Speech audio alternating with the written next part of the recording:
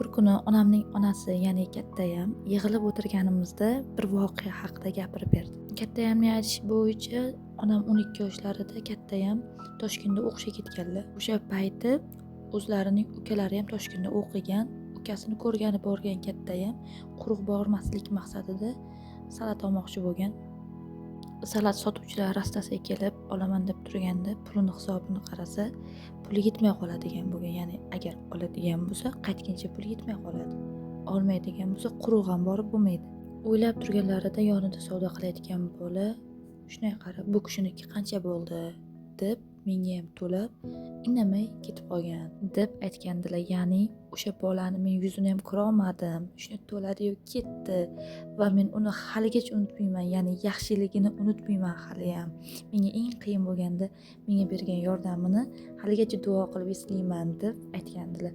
Ya'ni qaysi ishimiz bizda yaxshilikka olib borishini bilmaymiz. Shunday ekan, har doim yaxshilik qiling. Hali hammasi oldinda. Obuna bo'ling.